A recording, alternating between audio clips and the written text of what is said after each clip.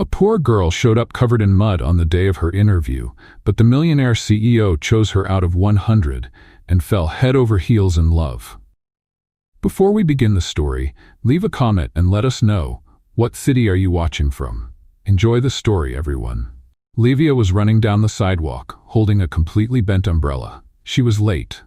Really late. And this wasn't just any interview.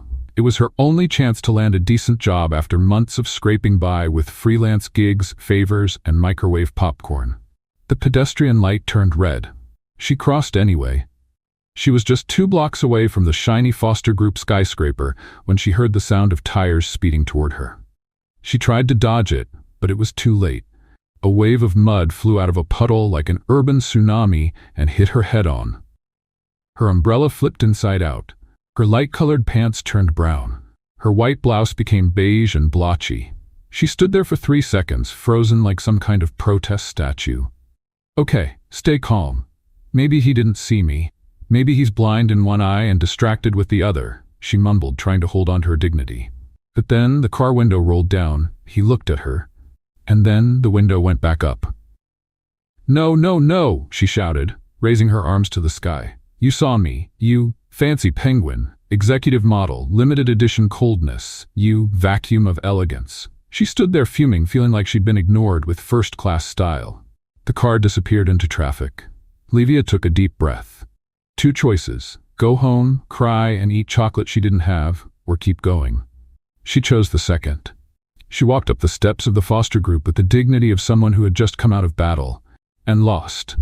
In the lobby, dozens of well-dressed, perfumed, and made-up women waited with resumes printed on glossy paper.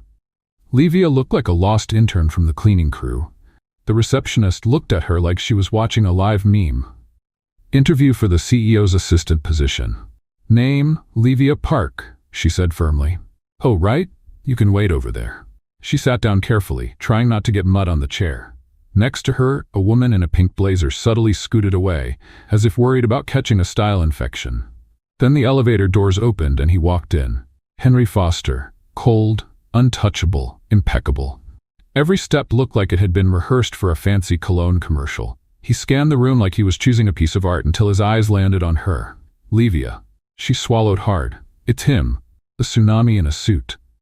You fancy penguin, she muttered under her breath, angrily. He paused for a second, looked at her, no blink, no reaction, and then without a word, kept walking, like she was just part of the lobby's exotic decor. Of course he's not going to apologize. Probably thinks mud is a beauty treatment, she mumbled to herself. The interviews began. One by one, the women were called in. Livia went over every possible answer in her mind, trying to ignore the fact that she smelled like mud. Livia Park, the receptionist called, looking at her with barely hidden pity. She stood up, adjusted her bent umbrella in her bag, and walked into the glass room. Henry was behind a dark wooden desk, typing something on his laptop. When he looked up and saw her, the corners of his mouth twitched, somewhere between holding back a laugh and pure sarcasm. Mr. Foster, she said, trying to stay composed. Sorry about how I look. There was a little urban surprise. Yes, that happens, especially to people who don't check the weather or watch out for city hazards. She blinked. Was he teasing her? And to drivers who think crosswalks are just polite suggestions, she replied, smiling slightly. He crossed his arms, still watching her. I like honest candidates and bold ones. Or, are you just trying to make up for the mud with personality? Nope. This is natural. The mud just highlights it. Henry gave a brief, almost invisible smile, but his eyes were sharp, curious. All right, Miss Park, why do you think you're fit to be my personal assistant? Because I'm tough, quick to react, and I don't give up easily. 3 qualities I clearly demonstrated today. Modest, too. Modest, too. Too much humility doesn't go well with dirty clothes. One thing at a time. He looked down at her resume, then back at her. It's dirty. I was trying to match the overall theme, and then he laughed. A short laugh, a real one. Well, Miss Park, this interview is definitely different. Good. I tend to make lasting impressions. Henry stared at her for another second, and even though he didn't say anything, he clearly remembered the car, the puddle, and the girl covered in mud who looked at him like she could shoot lasers from her eyes. But he didn't apologize. Didn't admit anything. He just made a note on the paper in front of him. "You may go, Miss Park. We'll be in touch." She stood up. "If you're planning to splash someone again, please pick a different day. This one's already been enough." She walked out of the room with her chin held high. And across the desk, Henry couldn't wipe the smile off his face. Livia left Henry's office without really knowing what had just happened. She'd been sarcastic, bold, and probably way too honest for a job interview, especially with the CEO himself. But deep down, she felt a little spark of pride growing in her chest. At the reception desk, the other candidates were still waiting, some watching her closely, others pretending not to notice her return. "He sent you away pretty fast, huh?" whispered the one in the pink blazer, smiling smugly. "Of course, dirty people don't go well with imported carpet, do they?" Livia replied with a sweet but sharp smile. The woman frowned slightly and turned her head. Sitting down again, Livia tried to dry her blouse with a tissue. Everything about her screamed unprepared. The wet clothes, messy hair, stained resume. And yet, she felt like something had shifted inside her. Maybe it was just adrenaline, or maybe it was the look Henry gave her before she walked out. Upstairs, Henry was slowly spinning a pen between his fingers. In front of him were all the resumes, all clean, laminated, neatly stacked. And right in the middle of them, a damp, wrinkled one with a torn corner, Livia Park. "Well, that was different," he murmured, leaning back in his chair. The head of HR, Claire, walked into the room in her sharp-shouldered blue blazer, clipboard in hand as always. "Do you need me to narrow down the final resumes?" she asked, all business. "Not yet. I want to review a few of them myself." She raised an eyebrow, surprised. "All 100? By yourself?" "Just the ones that stood out." "Okay," she hesitated. "And the last one? The muddy girl?" Henry slowly flipped through his notepad. "Which one?" "The one who looked like she just came back from military training in a swamp." He gave a half smile. "Oh, that one. Are you actually considering her?" "I usually hire based on two things, ability and courage. She seems to have both in abundance." Claire paused dramatically but realized she wouldn't get any more answers. She simply nodded and left. Hours later, the final group of candidates walked out of the building. Livia was among them. No one knew the outcome, but one thing was clear. All of them, except one, had left quietly, standing tall, perfume untouched. Livia walked out laughing to herself, holding her bent umbrella like it was a trophy. The next morning, she was woken up by her phone buzzing. Still half asleep, she picked it up and answered in a raspy voice. "Hello? Miss Park? This is Foster Group. We're calling to inform you that you've been selected for the position of CEO's personal assistant. Congratulations." Silence. "Miss Park?" "Oh yes, of course I was chosen?" "Yes, we'll need you here tomorrow at 8 a.m. Please bring your documents," and "I was chosen?" she repeated, now shouting. "Yes, miss, is everything all right?" "Everything's wonderful. I'm great. I mean, sort of, but thank you. See you tomorrow, bye." She hung up and just stared at the screen, speechless. This has to be a prank. Back at Henry's office, Claire couldn't hide her curiosity. "You actually hired her?" "Yes. Why? Because none of the other 100 candidates made me laugh. Not once." Claire narrowed her eyes. "Henry, this is a company, not a comedy club."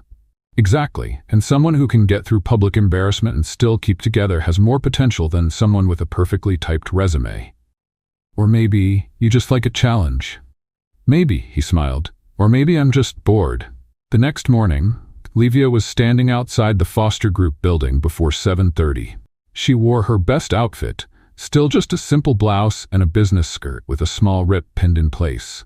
Her hair was tied up in a bun that looked ready to fall apart at any moment. "Good morning," she said to the front desk guard with a big smile. He gave her a puzzled look, but let her in.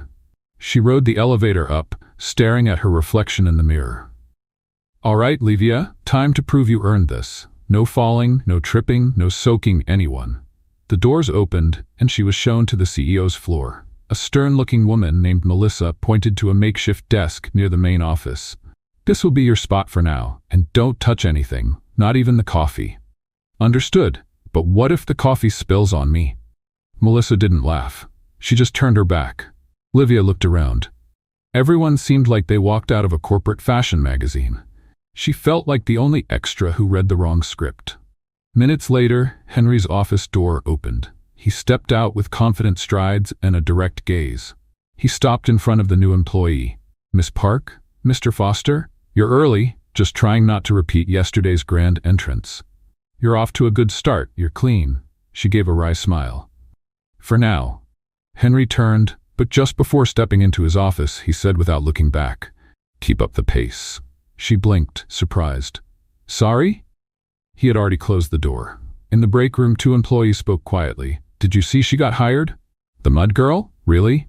They say she told Henry a few hard truths, and he laughed. He laughed? Exactly. "Wow. You think she's related to him? Or a secret girlfriend?" "I doubt it. That one, she looks like trouble, and Henry doesn't do well with trouble." "Right. I bet she won't last a week." Back at her desk, Livia opened her new notebook and scribbled on the first page. "Day 1, still not fired. I'll take it." She had no idea the real test was still ahead. Livia's official first day as the CEO's personal assistant began with one goal: not mess anything up, at least not before lunch. Her resolve lasted exactly 11 minutes. It all started with the coffee.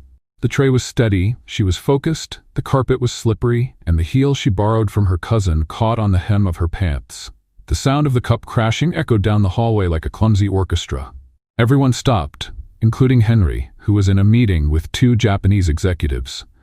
He slowly turned his head toward the scene, and there she was. Frozen.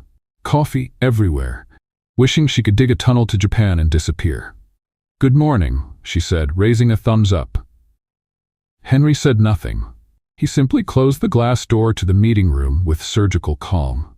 His look, however, promised revenge through spreadsheets. "Off to a great start, Park," murmured Melissa, the senior assistant, walking by with her colorful clipboard in automatic disdain.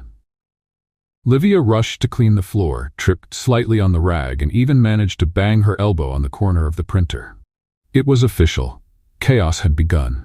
2 hours later, sitting at her desk with an ice pack on her elbow and a pile of confusing instructions, Livia tried to understand what organized the reports in the blue folder according to the Henry system meant. "What system is that?" she muttered. "His system. Chaotic and secret," answered a voice beside her. It was Diego, the IT analyst, and apparently the only friendly person on that floor. "Seriously, no one knows how it works. We just hand it in, he reorganizes everything and still says it was wrong. So it's like a riddle?" "Exactly. A riddle with an ego." Livia laughed. For the first time that day. "Thanks. I needed that." "You're welcome. And watch out for the printer. It holds grudges." Mid-afternoon, while Henry was still in meetings, an important client showed up to personally deliver a rush proposal. The problem? His name was Brian, and he looked exactly like the sushi delivery guy from that morning. "Wow, that was fast. Let me just check if I have the right change," said Livia, already digging in her bag. Brian's eyes widened. "Excuse me? Oh, you're not from the yakisoba?" "I'm the sales director at Altus Corporation." Silence. "Ah, right. Of course. I was just testing your improv skills, and you passed. Congrats." Brian let out a hesitant chuckle. Henry showed up at that exact moment. "Is there a problem?" he asked. "Nope, none at all. Just a little live HR test," Livia replied, putting her wallet back in her purse. Henry looked from Brian to her and sighed. "Come in, Brian, please." Before stepping in, Brian whispered to her, "Love the sense of humor. We need more of that around here." Livia blinked. "I'm here to serve joy." As the end of the workday approached, the tension seemed to ease, until Melissa appeared, quietly panicked. "Tomorrow's event," she exclaimed. The presentation for the shareholders was updated, but no one told the print shop. "They're going to print the wrong version." "Can we fix it?" Henry asked, turning to Livia. "The correct file is in the system, but no one understands the layout you made. Not even the print shop," Melissa replied, already blaming the PowerPoint gods. Livia stood up. "I can try." Everyone looked at her. Henry frowned. "You know about layouts?" "No, but I know confusion, and I'm fluent in last-minute fixes." She grabbed the flash drive, opened the file, looked at the chaos of scattered information and messy images, and got to work. "This calls for some improvisation," she muttered. She reorganized the slides with visual logic, made the titles clearer, standardized the icons, and created a final summary with intuitive colors. "All set. You can send it." Melissa was stunned. "This is great. It's functional. Better than great. Henry looked at the new layout on the projector. Silence. Then he said, "This will save us from an embarrassment tomorrow." "Good job, Park." She smiled. "See, not all mud is useless." He raised an eyebrow with a half smile. "We're still testing that theory." Later, as she was leaving the building, Livia ran into Diego in the elevator. "Survived your first day?" "Barely. I tripped, spilled coffee, offended an executive, and fixed $1 million presentation. That's more than most people do in their first week. I hope that earns me some points, or at least makes for good stories when I get fired. If I know Henry, he'll keep you around out of pure curiosity. He loves a mystery." Livia laughed, but she was thoughtful. Henry hadn't yelled, hadn't humiliated her, and he even acknowledged her effort in the end. Actually, he seemed more amused than upset. Back in the office, Henry was reviewing the slides again. The layout made sense. It showed boldness, clarity, and quick thinking. Livia's resume didn't mention anything about design or presentations. She just understood what needed to be done, and did it. He leaned back in his chair and murmured, "Who are you, Miss Park?" The next morning, while having coffee in the cafeteria with Diego, Livia overheard someone from accounting whispering, "That's her, the new assistant. The CEO's chosen one. I bet there's something fishy going on. Nobody gets that job after stepping into a puddle. Maybe he's into extreme adventures." Livia bit into her bread and said, "Funny, if they knew I was mistaken for a sushi delivery girl, they might think I'm a ninja too." Diego nearly choked laughing. "You should write all this down. Could be a book." She smiled, but deep down she felt something strange, like she was being watched, studied. At the end of the hallway, Henry was watching her from a distance, holding a cup. He wasn't smiling, but he also didn't look away. It was like he was trying to solve a puzzle that, for some reason, kept getting more interesting. Wednesday began with a stack of papers and a challenge. Henry Foster wanted the performance stats from the last 3 quarters, compiled, summarized, and compared with past reports. All of it by 11 a.m.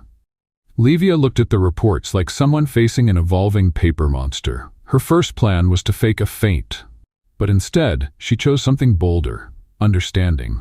Amid graphs that looked like modern art and spreadsheets written in alien code, she dove into the task with all the courage that 2 coffees and 0 accounting experience could offer. "Diego?" she whispered when she saw the IT analyst walk by. "Do you happen to have a spreadsheet translator for people who don't speak finance?" "Only if you pay in chocolate," he replied, tossing a bar onto her desk. "Deal. Give me half an hour and I'll pay you with a bad joke and eternal gratitude. Best payment I've gotten today." Livia laughed and went back to the battlefield. At 10:50, she knocked on Henry's office door, blue folder in hand and slightly out of breath. "Here it is. I managed to put everything into one report. I used color graphs and added a legend, for you, or for any regular person who reads it." Henry flipped through the material, raising an eyebrow as he went. "You did this by yourself?" "With help from the IT oracle and a chocolate bar. But yes." He looked at her a second longer than necessary. Then, "It's not perfect, but it's better than the version I got from finance last week." "Wow. Was that a compliment?" "That was an observation. Coming from you, it almost sounds like a serenade." Henry ignored the comment and returned to the report. Livia turned to leave, but he stopped her. "I need you to bring this with me to the board meeting. We'll go down together." She blinked, surprised. Sure. "Yes, I'll go with you. Just give me a second to stop my hands from shaking. Please don't knock anyone over on the way." "No promises." They got into the building's glass elevator that went straight to the executive floor. The silence at first was comfortable, until halfway down the elevator stopped, and it wasn't the right floor. Livia looked around. Is this part of the executive experience? A dramatic pause between floors? Henry pressed the button. Nothing. "Stuck elevator," he muttered. "Great." Livia took a step back, looking around with slightly wide eyes. "Just tell me we're not going to be stuck here for hours. That depends on the maintenance team. So, yes." She started breathing a little faster. "Are you okay?" Henry asked, watching her. "Mild claustrophobia, like light, but with the potential to get worse fast." "Do you have any technique to deal with it?" "Usually, I sing." "Please don't." She let out a nervous laugh. All right, talking works too, as long as the conversation keeps me from thinking about the fact that I'm trapped in a box with a grumpy and possibly insensitive CEO. Possibly. I'm trying to be polite and stay alive. Henry leaned back against the glass wall, arms crossed. Then talk. What's Miss Park's story beyond her ability to fall gracefully and improvise under pressure? She hesitated, then took a deep breath. Well, I was born in Campo Limpo, on the outskirts of the city. My mom was a seamstress. My dad, I don't know. He disappeared when I was little. I grew up around needles, fabric, and creativity. I always loved making things, but money was always tight. Henry listened quietly, focused. I've done all kinds of work. I was a nanny, worked behind counters, waited tables, sold handmade bracelets in college. I didn't have much luxury, but I always had the will to try. Even when everything went wrong, and it did, like the interview. He let out a small laugh. The interview was a memorably bad one. And yet I'm here. A mystery, right? A puzzle. And you, when was the last time you got stuck in an elevator with someone full of sarcasm and childhood trauma? Henry gave a slight smile. First time. So, were you born a CEO, or was that the result of some deal with the universe? My father founded the company. I was trained from an early age to take over, studied in London, then New York, worked in 5 branches before becoming CEO. And do you like it? Like what? Being in charge of everything. Being on top. Giving orders. He thought for a moment. I like the precision, the logic, the rules. Oh, then I must be a real problem for you. A question mark in the middle of a spreadsheet. She laughed out loud, relaxing a little. I like that one. Can I use it? Only if you give me credit. The elevator was still stuck. Livia slid her back down the wall until she was sitting on the floor. Did you know I once got locked inside a bus for 2 hours? The driver forgot I was asleep in the back seat. That's too tragic to be funny. I thought so too, until I had to jump out the window when the alarm went off. And guess what? The siren followed me all the way home. And you still volunteer to get in elevators with me? I enjoy excitement, and I might be a little dumb, apparently. Henry sat down on the floor too, across from her. You're unlike anyone I've ever worked with. Is that a compliment or a warning? Haven't decided yet. She looked at him for a moment. His eyes didn't have their usual coldness. There was curiosity, interest. Something was there, hanging between them. Henry? Why did you hire me? He took his time. Because you didn't try to look perfect, and because even after being humiliated in public, you didn't back down. Livia smiled but looked away. I thought it was because I'm loud and budget-friendly. That too. The elevator radio crackled. The guard's voice came through. Mr. Foster? Miss Park? Maintenance is here. 5 more minutes. Thank you, Henry replied, standing up. Livia stayed seated for another second. You know, if I tell my mom about this, she's going to say I'm making up a soap opera again. Then tell her it's a documentary, more realistic. She laughed and held out her hand. He pulled her up firmly. For a brief moment, they stood closer than necessary. Their eyes met. No smile, no joke. But something happened there, something quiet. The elevator door opened with a ding. Henry let go of her hand. His cold demeanor returned. Let's go, we're late. Livia nodded, her breathing now steadier. They stepped out of the elevator and walked side by side. No touching, no talking, but there was a new silence, a silence full of unspoken words. Let's play a little game for those who only read the comments. Type pizza in the comments. Only those who got this far will understand. Now let's get back to the story. And for the first time, it didn't feel so bad. On Friday afternoon, the day dragged on between spreadsheets and meetings, when Henry suddenly appeared beside Livia's desk. He rarely walked through the departments, but there he was, as quietly impressive as ever. Miss Park, he said, just as she accidentally knocked the cap of her pen onto the floor. Oh, yes? She replied, bending down to pick it up with as much dignity as one can have while bumping their forehead on the desk. I have a business dinner tomorrow night. I need someone from the team to come along and handle some materials during the reception. Livia blinked. A business dinner? Exactly. It's a presentation for shareholders. I need someone efficient to take care of the behind-the-scenes details, preferably someone who won't spill the wine. She raised an eyebrow. So, you're inviting me to dinner? Henry crossed his arms. Yes, technically. But don't get too excited. Dress appropriately. We'll arrive at 7 o'clock. Livia looked at him for 2 seconds. Her brain heard dinner and dress and translated it all as, he asked me out. Of course, I accept. Totally, absolutely, 100% yes. Excellent. Dress professionally, he emphasized, already turning away. She nodded a bit too eagerly, trying to hide her excitement. As soon as he disappeared down the hall, Livia grabbed Diego by the arm and pulled him into the break room. Henry invited me to dinner. What? A dinner. Business dinner. But he invited me, like, he chose me. Livia, are you sure you understood him right? Clearly. Look at the sentence. I need someone efficient who won't spill wine. That's basically, I want to share a glass with you without spilling feelings. Or just without spilling wine. Don't ruin this. Saturday afternoon, Livia was at a formal dress rental shop with 2 friends and 3 fashion mistakes in dress form. The blue one's too formal. You look like you're marrying a banker, Clara said. The red one's too much, Anna added. Like Christmas in Las Vegas. And the black one? Too funereal. Are you trying to impress the man or curse him?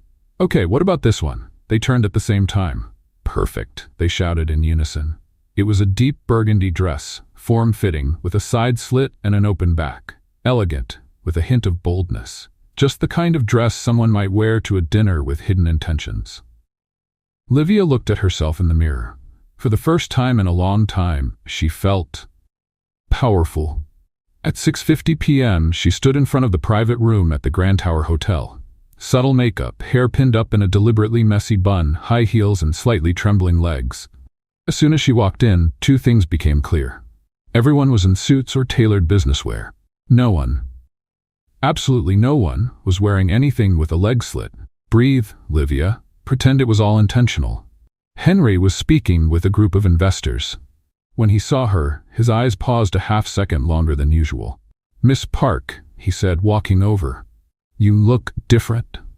Is that good or bad? I'm still deciding. She smiled, nervous. I thought a bit of color might be appropriate. You look like you're here for a film industry event. This is a business dinner. Oops, I thought it was a dinner with charm. Interesting misunderstanding. Before she could say anything else, a waiter approached with a tray of drinks. Champagne? He offered. Please, she said, taking a glass. I need to hydrate my embarrassment. Despite the rocky start, Livia began moving around the room naturally, and, as always, her spontaneous charm worked better than any rehearsed etiquette. Soon, she was laughing with 2 investors from Spain, explaining that a correct spreadsheet with the wrong graph is like pizza with pineapple. Some pretend to like it, but deep down they know something's wrong. From a distance, Henry watched with a furrowed brow. She had no idea the impression she was making. Some of the guests seemed more interested in her than in the quarterly numbers. And strangely, that didn't bother him. He was just alert. Very alert. So, Mr. Foster, said Mr. Valencia with a smile, your new assistant has quite the wit. She's one of a kind, he replied, glass in hand. A refreshing touch in such a serious company. Henry nodded, but his mind was fixed on the sight of Livia, from behind, talking animatedly. The slit in her dress seemed to move with a personality of its own, as if joining the conversation. I need to keep this under control, he thought. She works with me, she's my assistant. But something about her carefree attitude, her light laugh, the sparkle in her eyes, disarmed him in a way no spreadsheet ever had. Livia, meanwhile, was starting to realize that maybe, just maybe, she had misunderstood the invitation. So you manage all the behind-the-scenes work for the event? Asked an elegantly made-up woman. Oh no, I'm just here to help Mr. Foster with a few administrative tasks. I see. And does he usually bring assistants like you to important events? She swallowed hard. Like me. How? The woman smiled, and Livia understood everything. The truth hit like a rock in her stomach. Oh dear, this isn't a date, she muttered, taking another sip from her glass. Later, as they were packing up the presentation materials and the guests were starting to leave, Henry walked over with a slight smile. You managed not to spill your wine. That's a plus. But I spilled some wrong impressions. Does that cancel it out? In my company, if no one gets hurt, it's a success. She laughed, feeling relieved. Okay, I'll admit it. I thought it was a personal invitation. What if it was? She froze. What? What if it was? Would you have said yes? She looked at him for a moment without replying right away. Then she smiled without answering. If you want to know, next time invite me in a clearer way. Where I'm from, let's have dinner usually means there'll be music, dessert, and maybe even some drama. Henry laughed for the first time that evening. A real laugh, easy and genuine. Livia watched him, surprised. You should do that more often. Laugh? Be more human. It suits you, much more than that suit and icy stare. He looked at her for a second, as if saying something without words. Thank you for today, Miss Park. You're welcome, boss. He turned to leave. She stood still, looking at her empty glass. Deep down, she knew something had shifted, and it wasn't just the dress slit getting attention. By Monday, back at the office, Diego leaned in and whispered, "So, the dinner?" It was a work event. Formal. No romantic music, no vibe, nothing. And I survived. Dignity slightly bruised, pet but still alive. And him? Did he say anything? Livia looked toward Henry's office, whose door had just closed. He's different. What do you mean? He smiled and gave me a compliment, without sarcasm. I almost called the hospital. That's serious. Very serious. She smiled, but something inside her was stirring, as if the game between them had changed. As if now, both of them knew the line between personal and professional was starting to blur. And honestly, she didn't know if she wanted to erase that line or cross it at full speed. On Tuesday morning, the office coffee seemed more bitter. Or maybe it was the mood on the executive floor of Foster Group that had changed. Since the Saturday dinner, people had been looking at Livia a bit longer, more carefully, with a bit of suspicion. She noticed it when she walked into the break room and saw two women from accounting stop talking as soon as she entered. They tried to cover with a fake smile, one of those smiles you give when you've just been caught gossiping. "Good morning," Livia said cheerfully. "Good morning," they answered together, but with a tone that sounded more like, "Why are you still here?" Livia pretended not to notice. She grabbed her coffee and walked back to her desk. But as soon as she opened her email, she realized the tense atmosphere wasn't just in her head. "Miss Park, please review the report you sent yesterday. Mr. Foster said the presentation was too informal. Signed, Melissa." She rolled her eyes. "Too informal? I just used a title, a subtitle, and a color that doesn't hurt your eyes." Diego, walking by, noticed her expression and stopped. "What's up? Has the Let's Bring You Down project started already?" "Looks like it. Starting with the classic, 'You're not good enough.' Watch out for Melissa. She's got connections and sharp claws. And perfume that smells like resentment." Diego laughed. "Yep, keep cracking jokes. That's how you survive around here." Inside the CEO's office, Henry was reading reports when Melissa walked in with her colorful tablet. "About Miss Park," she began in her usual sweet but poisoned tone. "What about her?" he asked without looking up. "She's getting too much attention, especially from the shareholders. She did her part at the dinner, kept everyone entertained. That's a plus. Of course, but some people are talking. The way she dresses, how she talks, how she interacts with you." Henry put down his pen. Now he looked straight at Melissa. "Are you telling me that an efficient, friendly, and spontaneous assistant is bad for the company's image?" "I'm saying it might be a little too soon for so much freedom. And visibility.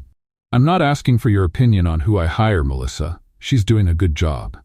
Melissa hid her irritation behind a tight smile. "Of course, I'm just looking out for your image." Henry turned back to his papers, ending the conversation. But Melissa already had a message ready on her phone, and the perfect ally for what was coming next. That same day, Livia was called by one of the executives from the partnerships department, Douglas Faraz. Tall guy, fake tan, always in a suit 3 sizes too small. "Miss Park," he said, beckoning her with one finger as if calling over a waitress. "I need a favor. Urgent." "Of course. How can I help?" "I have a meeting with South Korean investors. I need you to translate a few slides and prepare the room. But don't tell anyone.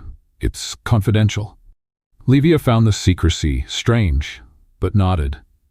"All right, send me the files." She spent the afternoon organizing everything, adapting the material, until Diego quietly walked into the room.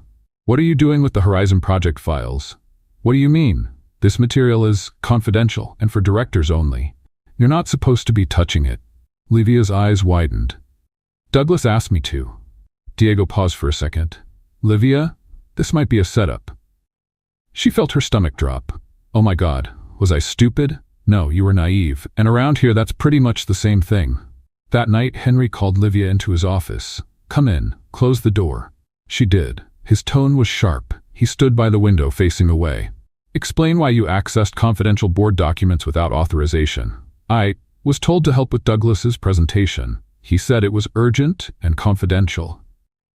And you didn't find it odd that this came from someone who's not even in your department? I thought it was strange, but I wanted to prove I was capable, that I could do more. Henry took a deep breath. This could have jeopardized a contract. A confidentiality clause was breached. They could use this against us. I didn't know.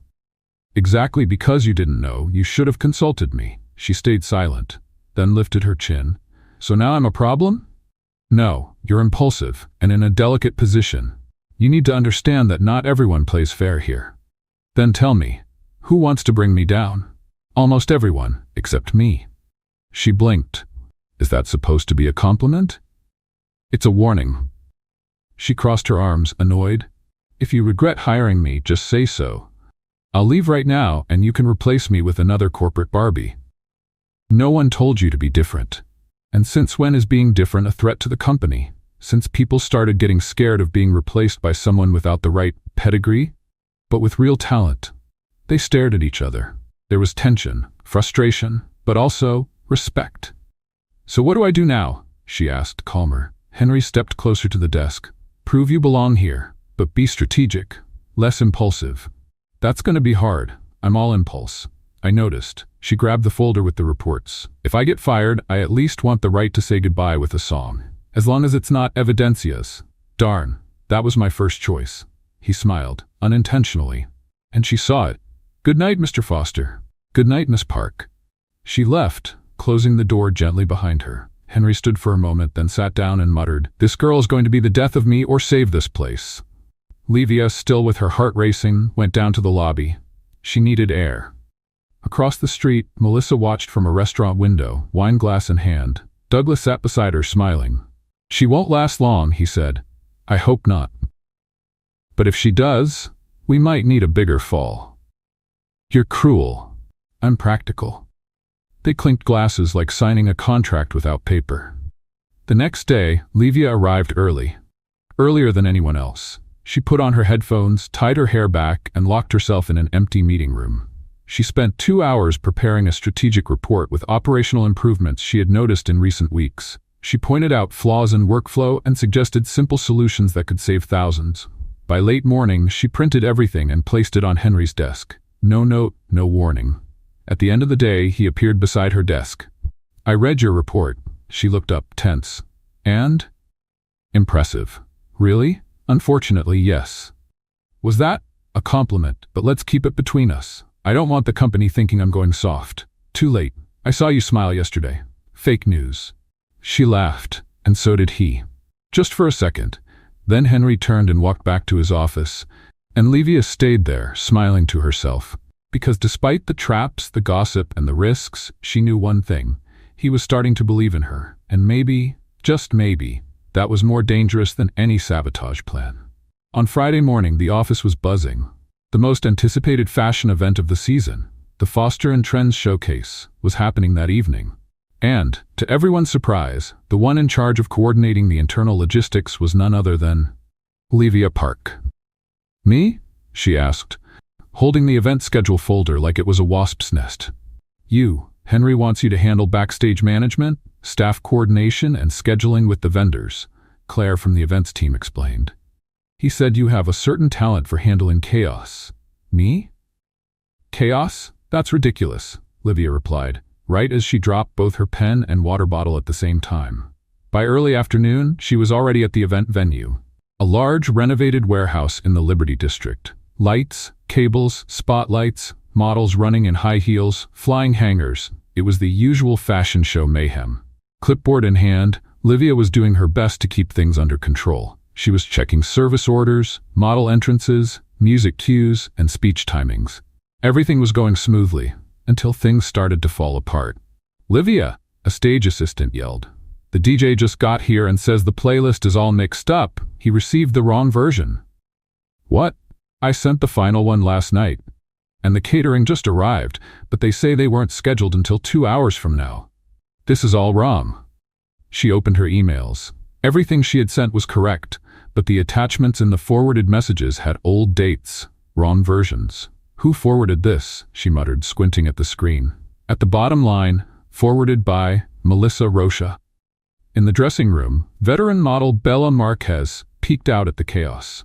Nearly 6 feet tall, with a raspy voice and the poise of a stylish general, Bella watched like a queen who'd seen her share of battles. "Girl, this place is upside down. Where's your team?" "I am the team," Livia replied, trying not to break down, "and apparently also tonight's scapegoat. And you're giving up?" "No, but if I scream, it might come out in Hebrew." Bella smiled. Something about Livia reminded her of her younger self, a charming mess. Brave in a reckless kind of way. "Then let's fix this. Come with me." With the help of Bella and a stylist named Jean, who wore a silk flamingo print scarf and shouted louder than all the assistants combined, Livia pulled together an impromptu task force. Jean changed the runway backdrop to black. The blue lighting clashes with the main brand's collection. "Darling, blue and red only work on flags. A runway needs elegance." "Bella, are the models for the second round ready?" "With me, they won't even step with the wrong foot. All set." "DJ, take this playlist. Forget the one they sent you. This is the final version." In less than an hour, the chaos had turned into a controlled flow, and all of it under Henry's watchful eye, standing to the side with his arms crossed, silently observing. Melissa, standing next to him, tried to act casual. "Looks like there were some minor issues," she commented. "Yeah, and it looks like someone's trying to make it look like they were her fault," Henry replied, never taking his eyes off Livia. Melissa didn't answer, but her fingers gripped her phone a little too tightly. At exactly 8 p.m., the lights went out. The music started softly, then built in intensity. The models walked out right on cue, the set sparkled, and the guests applauded. In the audience, executives, influencers, journalists, and fashion partners watched, completely absorbed. Backstage, Livia was swapping cue cards, keeping track of model entrances, and still managing a quick sip of water between segments. At the end, one of the company's directors stepped onto the stage. "I'd like to thank the entire team for tonight's flawless work, and give special thanks to Miss Livia Park for coordinating such a brilliant event." Livia, who had her head buried in a coat rack searching for a lost shoe, heard her name echo through the speakers. "Me? But I'm not even wearing lipstick." She was gently pushed onto the stage, where she received a bouquet and applause from the crowd. In the corner of the room, Henry clapped, quietly, but with a small, genuine smile. Melissa didn't clap. Later, back in the dressing room, Livia sat on the floor, holding her heels. "I survived," she said, out of breath. "You survived and you shined," Bella said, handing her a bottle of water. "That assistant upstairs, the sweet-voiced one with the snake eyes? She tried to sabotage you, you know." "I know, and that executive Douglas too. But you handled it, and more than that, you won the room." Jean showed up with a sparkly bag. "Got a gift from the team, a pair of sneakers, because your souls are begging for mercy." Livia smiled. For the first time, she felt like she truly belonged. Not to the elite, not to the company, but to the idea that she was capable. Even without pedigree, without the right outfit, even while constantly underestimated, she delivered results. Outside, Henry was waiting by the car. "I thought you'd left," she said, surprised.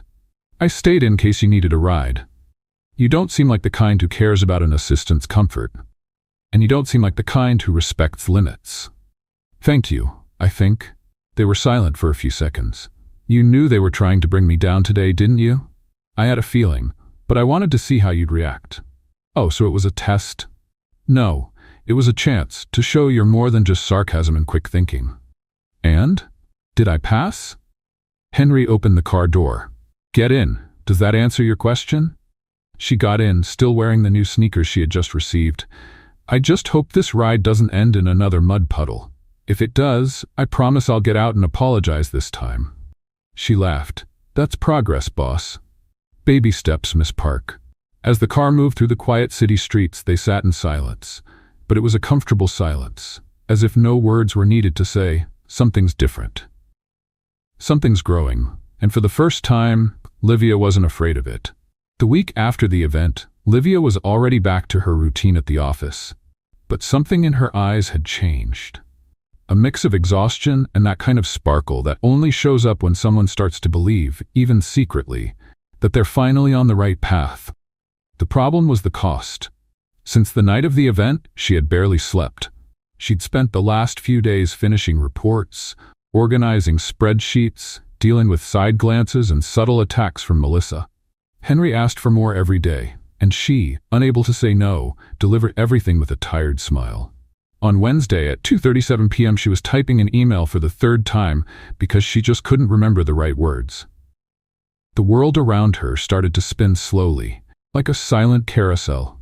The letters danced on the screen. She blinked, hard. Then she blinked again. The next thing she felt was the cold floor. "Someone get Henry," Diego shouted, already kneeling next to her. She fainted. "Somebody get water, sugar, a doctor, a helicopter if you can." Henry got the news in the middle of a meeting with investors and didn't even finish his sentence. He just stood up, left the room, and went down the stairs quickly and silently, leaving behind a trail of tension. When he arrived, Livia was already waking up, sitting in an armchair with a glass of water in her hands and a blanket someone had found. "What happened?" she asked, still dizzy. "You fainted?" Diego said. "Right in the middle of your sentence, literally." Henry came closer. He didn't say anything, just watched. I'm okay. It was just low blood pressure, I think," she said, trying to get up. "No," he answered, his tone leaving no room for debate. "You're not okay and you're leaving now." "But That's enough, Park. Let's go." She tried to argue, but when Henry took her arm to help her up, she gave in. Maybe because of his strength, maybe because of the warmth in his touch. Or maybe just because, at that moment, she didn't want to fight anything, not even her own body. The car moved quietly through the city streets. Livia rested her head against the window, watching the lights blur by. "You didn't have to bring me," she mumbled, eyes half closed. "Yes, I did." "Why?" "Because you don't know how to stop, and apparently no one in there knows how to notice when you're about to collapse. I'm fine now, it was just low blood pressure." "No, it was too much of everything. Too much giving, too much effort, too much trying to prove something all the time." She looked at him sideways. "And since when do you care about that?" "Since the day you got splashed with mud and walked into an interview smiling like it was the best thing that ever happened." Livia looked away. A strange warmth crept up her neck. But she said nothing. Henry's place was at the top of a building in one of the city's most upscale neighborhoods. The elevator opened right into the living room. Marble floors, huge windows, a cold and flawless decor, with every item perfectly in place. Too quiet. "You can rest here. No one's going to bother you," he said, opening the door to a room with a view of the park. "Wow, this is the guest room? It's the room no one uses. Today, it's yours." "Okay, but I don't have clothes, no toothbrush, not even my cow print pajamas." He gave a slight smile. "There are t-shirts in the closet, CEO pajamas. They'll do." She laughed. "Promise you won't sue me if I use one of your shirts as a dress?" "I promise, as long as you don't use it as a cleaning rag afterward." She walked into the room and closed the door. Took a deep breath, lay on the bed and slept. A heavy, deep, dreamless sleep. Hours later she woke up. It was dark. The clock said 10 p.m. She stepped out of the bedroom slowly. She was wearing a navy blue t-shirt that reached mid-thigh. Strangely, she felt comfortable. She found Henry in the kitchen, quietly making something. He wore a gray shirt with the sleeves rolled up and looked more relaxed than she'd ever seen him. "You can cook?" she asked, leaning against the doorframe. "Just enough to not starve during long trips." "Impressive. Omelette?" "I'll take it," with my dignity restored. They sat at the counter, each with a simple plate in front of them. "This is delicious, honestly. Thanks. I trained with the most demanding French chef of all." "Really?" "YouTube." She laughed out loud. "Okay, now I believe it. Henry Foster is human." "I always was. You're the one who put that armor on me." "No, you showed up wearing it. I just tried to find the buckle." Henry watched her for a few seconds. Her face was calmer now, her hair loose, her skin still pale but glowing. "Why didn't you tell me you lost your mom so young?" he asked in a softer tone. Livia took a deep breath. "Because everyone loses someone, and I didn't want it to be an excuse. I grew up with my mom as my whole world. When she was gone, I promised I'd be strong, that I'd do something good." For me, and for her. And you're doing it. She smiled, but her eyes welled up for a moment. Some days I wake up thinking I am, others, not so much. I understand. Have you lost someone? My brother, younger, car accident. I was 19, he was 16. The silence that followed wasn't heavy, it was respectful. Almost like a shared moment. Is that when you turned into this efficient robot? She asked with a sad smile. That's when I learned that losing control hurts, and that the pain doesn't go away, it just changes shape. Livia nodded. Their eyes met, this time without walls. You're less intimidating when you talk like this. And you're more dangerous when you're not yelling. Yelling is my survival language. They laughed. And then, in the middle of the quiet that followed, it happened. Henry slowly reached out and touched her hand on the counter. Just that. But it was like a spark. A soft touch. Almost nothing. Almost. Livia didn't pull away. Didn't say a word. She just looked at where their hands met, as if that simple gesture said everything they'd been avoiding. He didn't speak either. But his gaze had changed. It was more open, more real. You should sleep more, he said gently without moving his hand. You too. Sleep more. And smile. It helps. Can you stop giving me orders for 5 minutes? Not even in my dreams. The touch lingered for a few more seconds. Then he pulled his hand back, stood up, grabbed the plates and started washing them. Like nothing had happened. But something had. And they both knew it. The next morning, Livia woke up with sunlight streaming through the windows. The t-shirt still carried his scent. The room was too tidy, but the pillow had the exact shape of a full night's rest. She got dressed, tied her hair up, and found Henry in the living room. Good morning, she said. Did you sleep well? Better than I have in months. Good. Diego dropped off your documents here. I already sent a car to take you to work. You're not coming? I have a meeting with shareholders. Need to review a few contracts first. She nodded and grabbed her bag, stopped at the door. Thank you for yesterday, for the room, for the omelet, for everything. You're welcome. But next time you decide to faint, try to pick a less inconvenient time. She smiled. Got it, I'll put it in my schedule. Faint with elegance. And before she left, she added, oh, and thanks for the touch too. Literally. He didn't answer, but his eyes said everything. In the car, on her way to work, Livia leaned her forehead against the window and smiled to herself. It was just a touch, but it changed everything. Everything started with a notification on Diego's phone. Livia, he called, eyes wide, holding his phone. You need to see this. She walked over to his desk, still holding her coffee. If it's a cat meme, I swear. It's not a meme, it's you. Me? He hit play. The video was less than 30 seconds long. It showed a young woman running with an umbrella just before getting hit by a wave of mud. The image was clear, her face visible. Her reaction, shocked yet determined, was the highlight. The title? Girl gets hit by mud before a job interview and still walks in with style. An icon. She froze. Who recorded this? The flower shop security camera on the corner. Someone grabbed the footage, added dramatic music, and it went viral. It's been shared over 300,000 times. Oh my God. By early afternoon, the video was all over news sites, humor pages, motivational accounts, and even podcasts she'd never heard of. Watch this woman's incredible example of resilience, grace, even in the mud. Capitalism has never seen such dignity in the face of tragedy. Some praised her, others made jokes, but everyone saw her, and Livia hated every second of it. You're getting famous, Diego said, trying to sound light. I'm exposed. People are asking if the dress I wore to dinner with Henry was rented. Was it? Of course it was, and the heels too, and the lipstick was expired. Take it easy, breathe.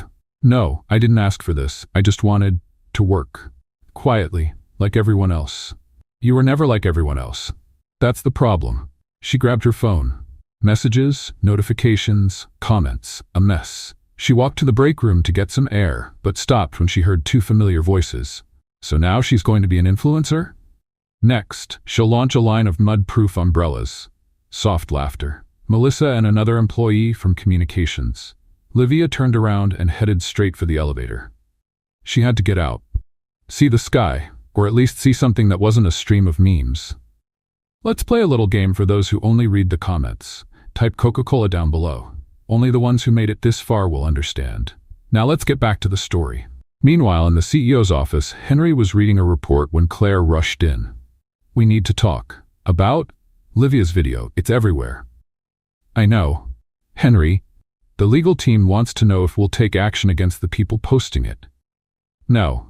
"What do you mean?" "I already asked them to try to take down most versions, but at this point, it's like trying to put out a fire with an eyedropper." Claire looked at him closely. "You're really worried. Someone filmed a private moment of an employee and turned it into entertainment. That's a violation." But she doesn't seem too upset. "She is. She's just not saying it." Claire studied him for a moment. "You're crossing a dangerous line." "I crossed it a long time ago. I just don't want to admit it." Livia was sitting on a bench outside the building, trying to reply to a message from her sister, when her phone rang. "Henry," she answered with a sigh. "Hi. Where are you?" "Getting some air. Can I join you?" She hesitated, then said, "It's a public space. I can't stop you." A few minutes later, he sat beside her. "I asked them to try and remove the videos," he said, straight to the point. "I know. Diego told me. I did it for you." "And who said I wanted that?" He turned his head. "I thought I was protecting you." "You don't need to protect me, Henry. I'm not a victim, and I'm definitely not some rescue project. That's not what I... Do you have any idea how exposed I feel? How much people are laughing? Calling me mud girl? They're also calling you strong, brave, inspiring. But I didn't ask for that. I just wanted to be good at my job, without becoming a joke, without becoming a symbol, without being the assistant everyone pities or looks at with too much interest." Henry pressed his lips together, as if he wanted to say something but couldn't find the words. "You want to know why this bothers me so much? Because now everyone will think I'm here because I went viral. Not because I'm good. Not because I worked my heart out to prove my worth, but because you protected me. That's not true. You're one of the most capable people I've ever worked with. But no one knows that. All they see is the mud, and the way you look at me when you think no one's watching." Silence. The sun lit up her face, making her even more striking. He looked at her like each of her words was hitting a place inside him he'd buried long ago. "I don't know what to do," he admitted. "Then don't do anything. Let me handle this my way." She stood up. "Livia, Henry, I need space. I need air. I need to remember why I came here in the first place. Was it because of me?" She stopped, surprised. He also looked surprised that he'd said it out loud. "I came for me, but maybe I stayed because of you." And with that, she walked away. Inside the elevator, Livia closed her eyes. She was shaking. She didn't know if it was from being so exposed, from the argument, or from that unexpected question. Deep down, she knew she was getting involved. That the touch in the kitchen hadn't just been for comfort. That the glances, the quiet smiles, the long silences, had already said what neither of them dared to admit. But she also knew she didn't want that to define her. She didn't want to be just the girl the CEO protected. She wanted to be so much more. She wanted to be herself. Henry stayed there, still on the bench, the wind messing up his hair for the first time in years. His perfect suit now felt tight, out of place. He ran a hand over his face, took a deep breath. He had crossed a line, and now he had to decide if he was ready to follow through. The next day, Livia didn't show up at the office. Diego sent her a message, and she replied with just a heart emoji and a simple, "I need some time." Melissa walked around with a quiet smile, like someone who feels the air lighter without the presence of someone who always bothered her. Henry, meanwhile, spent the entire day stuck in meetings, but he didn't really pay attention to any of them. His eyes read the charts, but his mind kept going back to one image, Livia's face that afternoon. The frustration, the strength, the courage. That night, he went up to the penthouse, and for the first time, the silence bothered him. He picked up his phone, opened the gallery. There was only one picture of Livia, out of focus, taken by accident at the fashion event, when she was laughing with a glass of water in her hand and borrowed sneakers on her feet. He looked at that photo for a long time. Then, he whispered, "I'm lost, Park." 3 days went by. On the 4th day, a letter arrived at Henry's office, handwritten, on simple paper. "Henry, I didn't leave because I gave up. I left because I realized I was forgetting about myself in the middle of all this.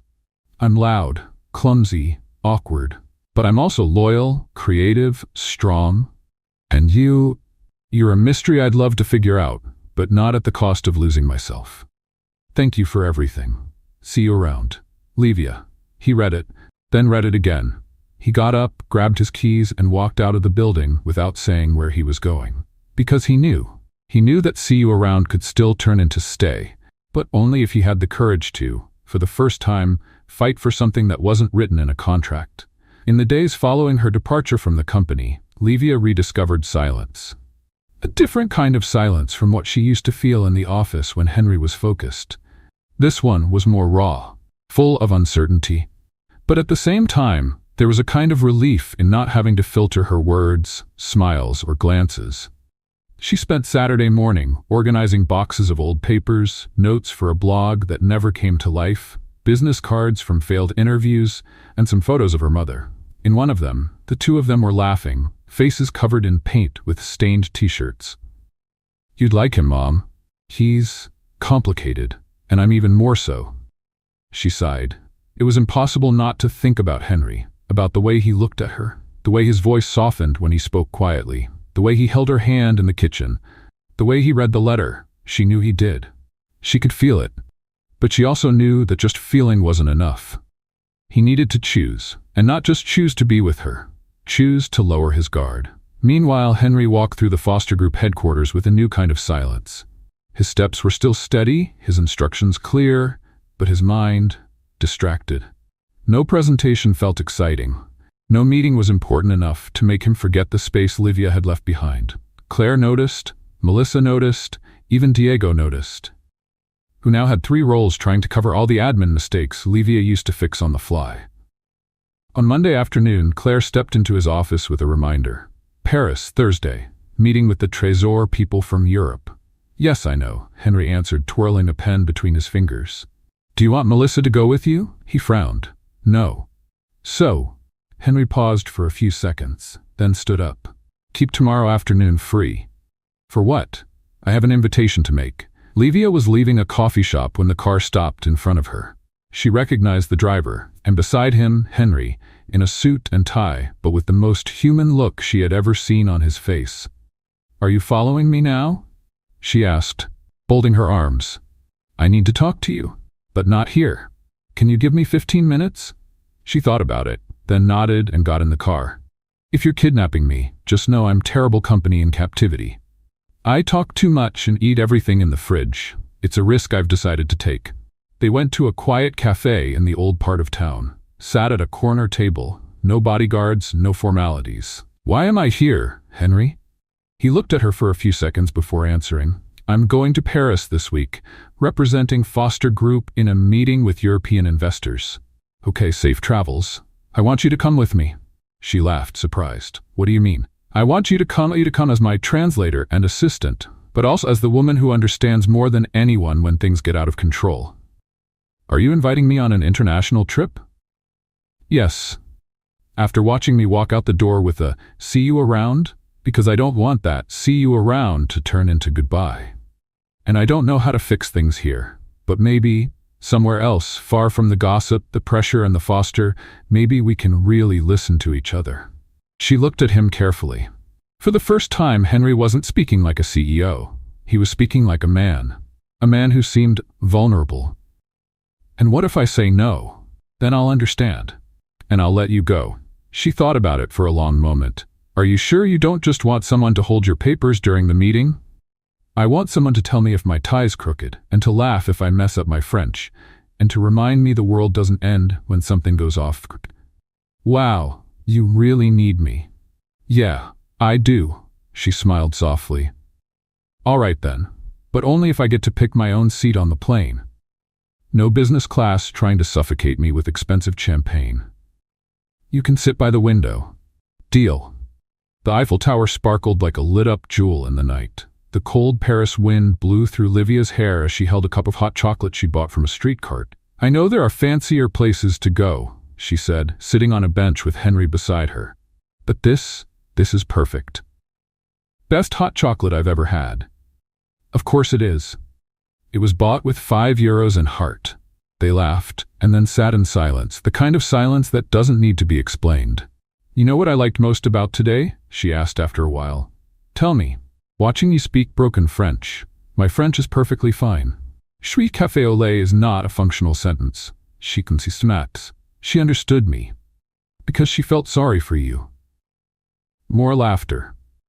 Then she looked at him differently, a little more serious, a little deeper. Why did you bring me here, Henry? Really?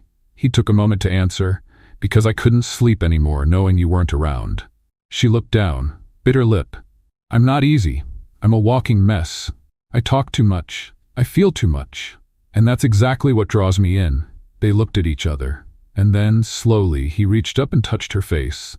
She didn't pull away. If you kiss me now, we won't go back to how things were, she whispered. I don't want to go back to how things were. And then they kissed. Soft but full of everything they'd held back for so many chapters. A meeting of breaths, silent promises, long-held wishes. As if the world stopped right there.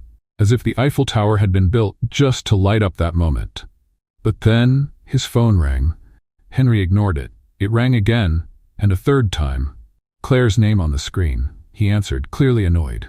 Yeah. Livia pulled back slightly, still with her eyes closed, holding on to the feeling of the interrupted kiss. What? He said. She opened her eyes when she noticed the tone in his voice. Are you sure? But how? No, don't tell anyone yet. I'm coming back. He hung up, his face tense again. What happened? She asked. A complaint. They're saying you were hired because of personal ties. One of the shareholders is calling for a formal investigation. She froze. This is about the video. The trip. About me.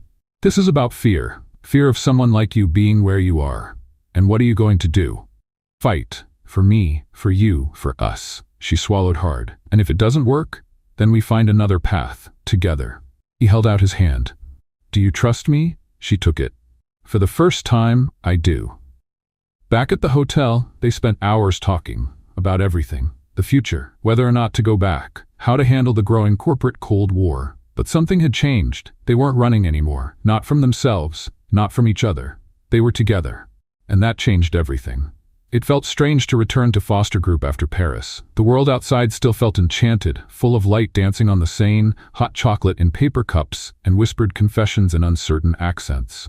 But inside the mirrored glass building, reality was cold, formal, heavy.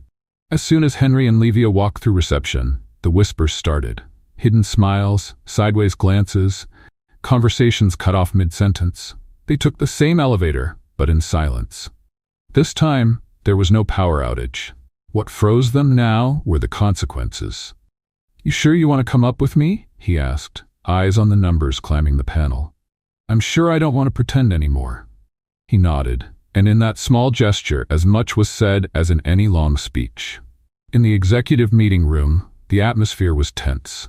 3 board members, Claire, 2 lawyers, and Melissa sitting in the back with her legs crossed, watching with the look of someone waiting for the exact moment to flash a poisonous smile. Mr. Foster, one of the board members began, we received a formal complaint claiming Miss Park was hired based on a personal relationship, not on professional qualifications. That's not true, Henry replied calmly. She was hired after a standard interview, clearly the most capable among the candidates. Even after the initial incident? Especially because of it. She showed resilience, quick thinking, and character. A quiet murmur rippled through the room. Henry, said another board member, our main concern here is how the company's image is being affected. Employees are talking, partners are asking questions, shareholders are putting on pressure, and the viral video only made things worse. I understand, but her competence speaks for itself. And what about your personal relationship? Silence. Livia, who had been sitting quietly in the corner, stood up. May I speak? The board nodded. She walked to the center of the room, standing tall. I'm not here because of a relationship. And if anyone here thinks I was given special treatment, sorry, she looked directly at Melissa, but I've worked harder, fought harder, and delivered more than many people with fancy last names and tailored blazers. Melissa looked away. I never asked for special privileges. And if the presence of a woman with a strong voice and ideas that don't follow the usual mold makes people uncomfortable, maybe the problem isn't the video, it's the mirror it's holding up to you. The silence in the room grew heavier. Henry looked at her as if he wanted to applaud, but he knew she didn't want applause, she wanted respect. The board president cleared his throat. Until the investigation is complete, we suggest Mr. Foster temporarily step down from his executive duties. This is ridiculous, Henry said. It's necessary for the integrity of the company. Henry leaned back in his chair and took a deep breath. A dangerous pause, then he nodded. Very well, I'll do it, but only until everything is clarified. Hours later, the news had already spread. Henry Foster was stepping down. For now. And along with that came a wave of rumors about Livia. The same faces that once praised her were now whispering in corners, laughing behind her back, avoiding eye contact. This isn't fair, Diego said, slamming his hand on the table. You didn't do anything wrong. It doesn't matter, Livia replied. In this place, perception is reality, and my image has already been painted with the wrong colors. You're just gonna let this happen? She looked at the office door, then at the folder of reports on her desk. Finally, at the badge hanging from her neck. No. I'm going to make the only right decision. Henry was in his penthouse, staring out at the city through the window when she arrived. She wore simple clothes, her hair tied back, but her eyes, they were clear and firm. I came to say goodbye. He turned instantly. What? I resigned today. Livia, I don't want you to be pushed aside because of me.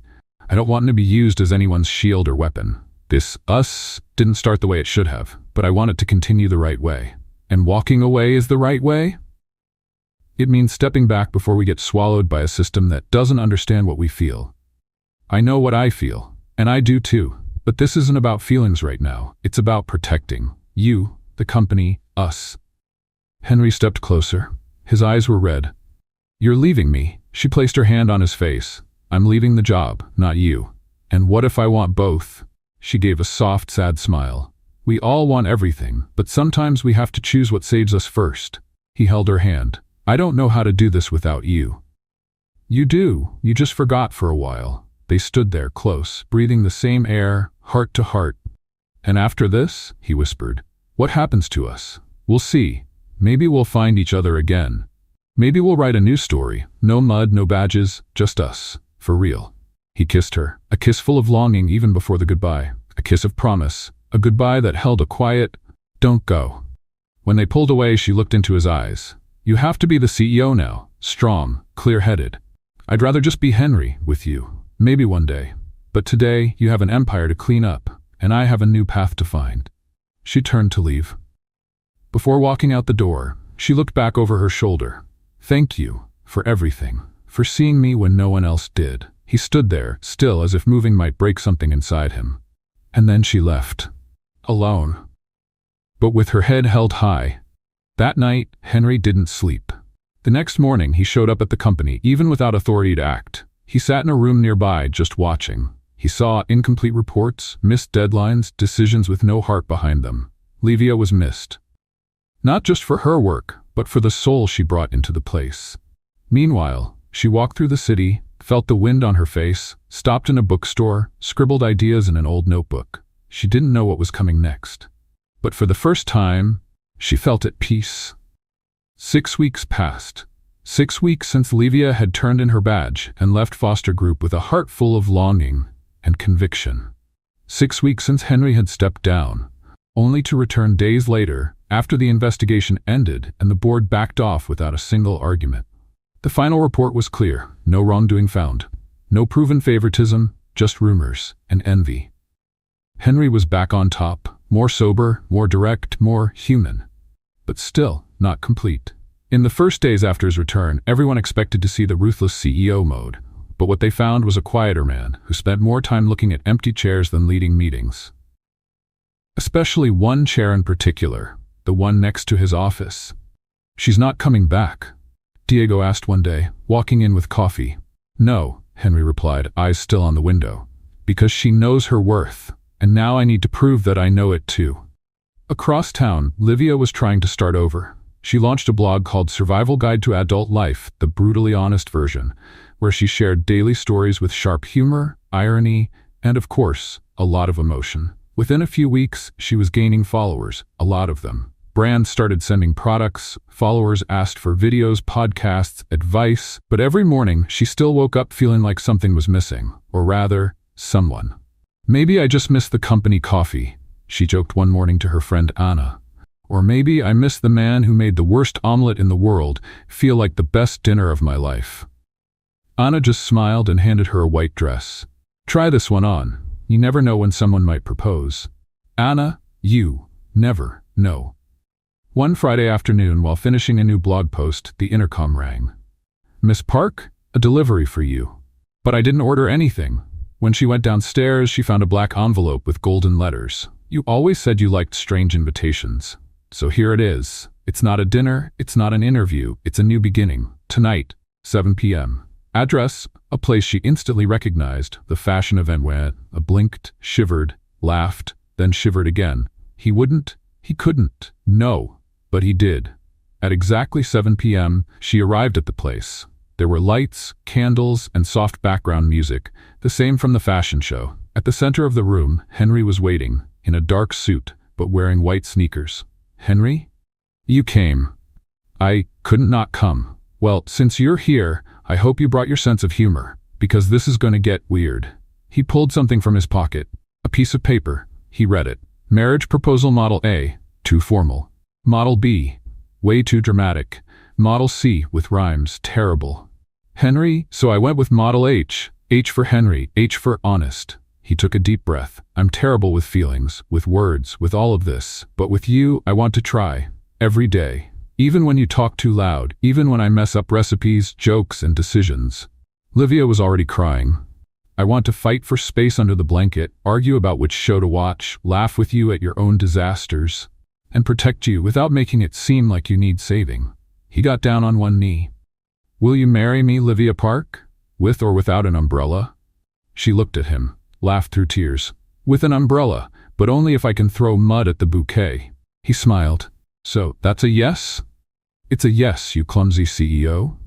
He put on the ring, simple, delicate, with a small blue stone in the center, and they hugged as if the whole world fit in that moment.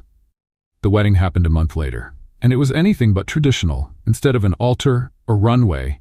Instead of a wedding march, a romantic comedy soundtrack. Diego was the master of ceremonies. Bella, the veteran model, planned everything. Jean, the stylist, made the dress, and Melissa was invited. But no one could say whether she showed up or not. Everyone was too busy getting emotional. Do you promise to keep laughing at my bad jokes? Henry asked, holding Livia's hands. I do, even when it hurts. Do you promise to wake me up when I get too CEO and not enough human? Only if I can throw a pillow at you. Deal. They exchanged vows as the sun went down. Guests cried, laughed. Some did both at once. When it came time for the "You may kiss the bride," Henry smiled. May I? Only if you promise to do it every day. I promise, even when we're old and I forget where I left my tie. And I forget what time our favorite show is on. The kiss was more than a kiss. It was a seal of peace, reunion, and the future. At the reception, Livia danced with everyone, even with Henry, who tried to keep the rhythm but missed every step. You dance worse than you cook, she teased, but I kiss better than both. Okay, you win. They twirled, laughed, and in the background a song played. Life is full of surprises, but love is the best one of all. And it was true, because between flipped umbrellas, messy reports, awkward dinners, and interrupted kisses, they had found what really mattered. Each other. What did you think of Livia and Henry's story? Leave your thoughts in the comments. On a scale from 0 to 10, what score would you give this story? Don't forget to subscribe to the channel and turn on notifications to keep up with all our stories. And be sure to check